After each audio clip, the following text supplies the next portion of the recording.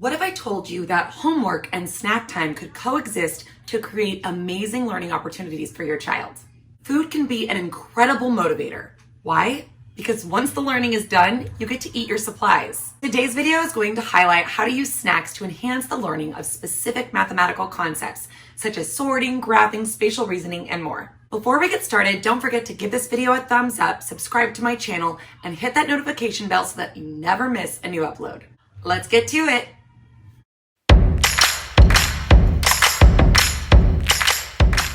The first and most obvious mathematical concept I'm going to describe using snacks is sorting.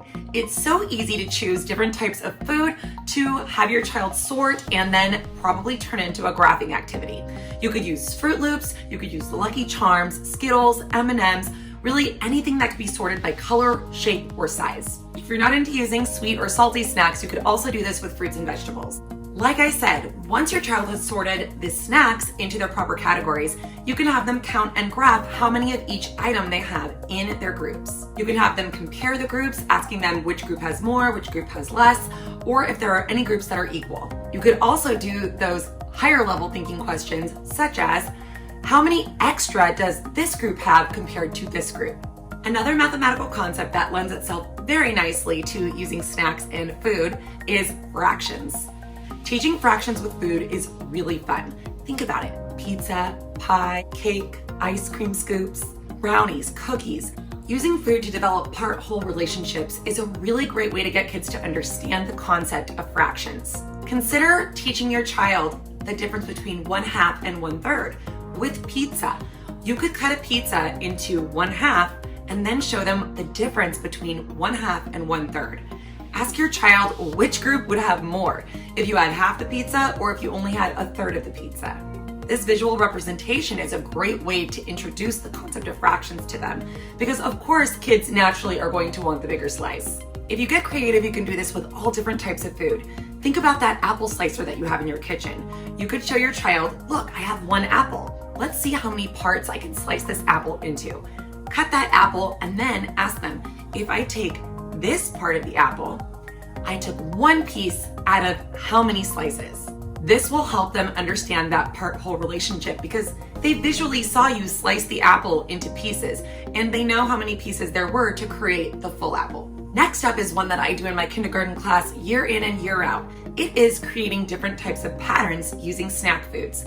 In my mind, I'm thinking of Ritz crackers and Goldfish because these are the 2 snack items that I typically use in the classroom to show students different kinds of patterns. And you can really use any type of food to do this. It does not need to be crackers. It just needs to be something that your child enjoys eating so that when the pattern is done, they get to eat the food. Now let's talk about shapes and spatial reasoning. When you think about different types of snacks, you can think that there are foods that really come in all shapes and all sizes.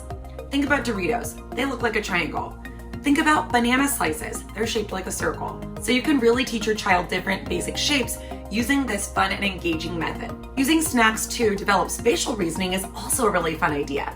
Think about creating brownies in a square pan or bar cookies in a square pan. Cut those bar cookies into tangram shapes. I'm sure you remember tangrams from when you were in elementary school. What you can do is cut that square into the different tangrams, pull them apart, and have your child put them back together so that they create that square again.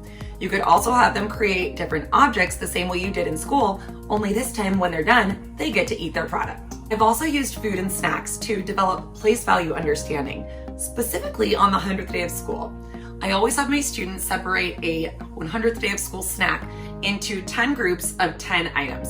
The snack items are chocolate chips, pretzels, popcorn, that kind of thing. But the students cannot eat their snack mix until they have proven to me that they have 100 items in their bag. The only way to do this is to show me 10 groups of 10 different snacks. So that's one way to teach grouping and place value. You could also create place value necklaces. This idea I definitely cannot claim as my own because I got it from my mentor teacher when I was student teaching. What we would do with our students is give them Cheerios and Fruit Loops. We told them that they had to string 9 Cheerios onto their necklace and then add 1 Fruit Loop for every time they reached a 10.